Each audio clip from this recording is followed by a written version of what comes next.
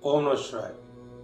भक्तों, सुंदर दृष्टांत मेरे पढ़ने में जो आया वो मैं आपको सुनाना चाहता हूँ। श्री गरुड़ जी का जो जन्म है वो कैसे हुआ और उसका हेतु क्या था वो आप सुनिए। बात उस समय की प्रजापति दक्ष की 13 कन्या थी।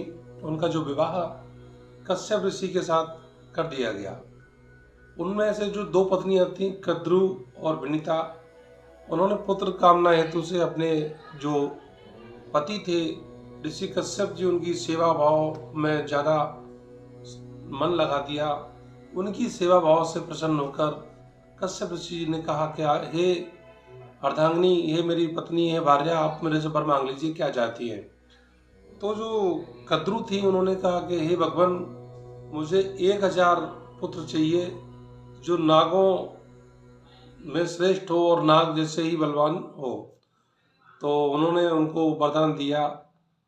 जब बात विनीता से पूछा तो उन्होंने कहा कि हे पति, हे मेरे प्राण प्रिय, मुझे 2 पुत्र चाहिए सिर्फ, और दोनों ही उनसे जो कद्रु के जो पुत्र हैं उनसे श्रेष्ठ चाहिए। तो उन्होंने तथास्तु कह दिया और उन्होंने उनको, जो कद्रु थी, उन्होंने 1000 अंडे वो जो कश्यप ऋषि थे उन्होंने उनको दिए, और जो माता विनीता थी उनको 2 अंडे कश्यप ऋषि ने दिए। जब कद्रु के जो अंडे हैं उनसे बच्चे निकलने लगे तो विनीता से रहा नहीं गया। 500 वर्ष तक इंतजार किया और उन्होंने एक अंडे को फोड़ दिया। जब एक अंडे को फोड़ दिया तो उसमें से उसका जो बच्चा था उसमें से जो निकला तो उसका ऊपर का शरीर बिल्कुल सही था, नीचे का शरीर अधूरा रह गया।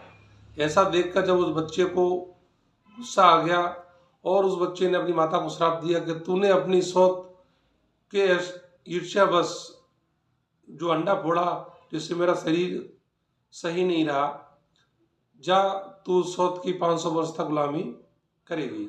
ऐसा उन्होंने अपनी माता को श्राप दिया। और उन्होंने फिर कहा कि ऐसा ना करना कि कहीं दूसरा अंडा भी जल्दबाजी में फोड़ दो, नहीं तो जीवन भर सौत की गुलामी ही करनी पड़ेगी। फिर भगवान ब्रह्मा जी के आशीर्वाद से जो अंडा फोड़ा था उनमें जो पुत्र हुआ उसका नाम अरुण रखा गया और उन्हें सूर्यदेव का सारथी बनाया गया। जब दूसरा अंडा समय पर फूटा तो उसमें भगवान गरुड़ का प्रादुर्भाव, उनका जन्म हुआ और सुंदर तेज था, देवताओं ने फूल वर्षा की। तो इधर जब वो गरुड़ जी बड़े हुए तो